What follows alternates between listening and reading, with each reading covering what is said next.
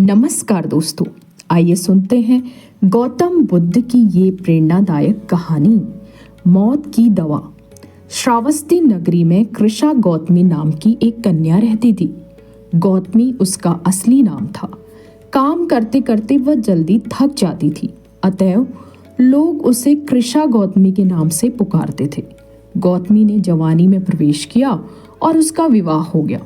गौतमी गरीब घराने की थी, अतएव उसके ससुराल के लोग उसका यथोचित आदर न करते थे। कुछ समय बाद गौतमी के एक पुत्र हुआ। अब घर में उसका आदर होने लगा, लेकिन होनहार कुछ दूसरा ही था। गौतमी का शिशु जब कुछ बड़ा हुआ और इधर उधर खेलने लायक हुआ तो विधाता ने उसे उठा लिया। गौतमी ने सोचा, पुत्र जन्म से पहले मेरा इस घर में अनादर होता था। पुत्र जन्म के बाद लोग मेरा आदर करने लगे, लेकिन अब ये लोग मेरे प्रिय शिशु को न जाने कहाँ छोड़ देंगे। गौतमी अपने मृत पुत्र को गोद में लेकर उसके लिए घर घर दवा मांगती फिरने लगी। लोग ताली बजाकर हंसी ठट्टा करते और कहते, पगली, कहीं मरे हुए की भी दवा होती है। किसी भले आदमी को गौतमी पर बहुत दया आई। उसने सोचा, इसमें इस बेचारी का दोष नहीं, यह पुत्र शोक में पागल हो गई है। इसकी दवा बुद्ध भगवान को छोड़कर और किसी के पास नहीं है। उसने कहा, माँ, तुम बुद्ध भगवान के पास जाकर उनसे पूछो। गौतमी अपने शिशु को गोद में ले जहाँ बुद्ध पालथी मारे बैठे थे पहुंची और अभिवादन करके बोली, महाराज, मेरे पुत्र को दवा दीजिए। तथागत ने कहा, तूने अच्छा किया जो यहाँ चली आई।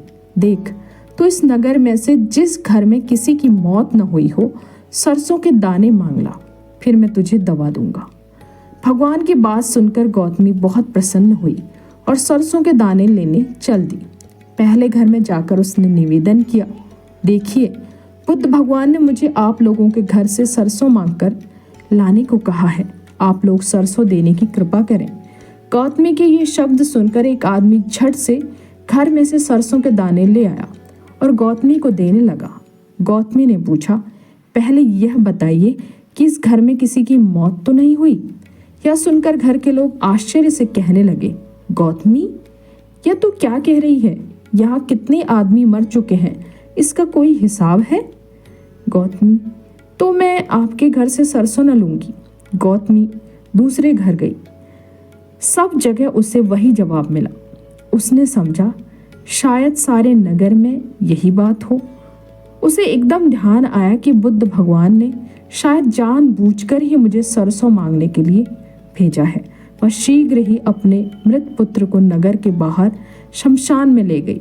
उसे अपने हाथ में लेकर बोली, प्रिय पुत्र, मैंने समझा था शायद तुम ही अकेले मरने के लिए पैदा हुए हो, लेकिन अब मुझे मालूम हुआ कि मौत सबके लिए है। जो पैदा हुआ है उसे एक न एक दिन अवश्य मरना है। इतना कहकर अपने पुत्र को शमशान में रख वहां से लौट आई। लौटकर गौतमी बुद्ध के पास गई। बुद्ध ने पूछा, गौतमी, सरसों के दाने मिल गए? गौतमी, भगवान, सरसों नहीं चाहिए, उनका काम हो गया।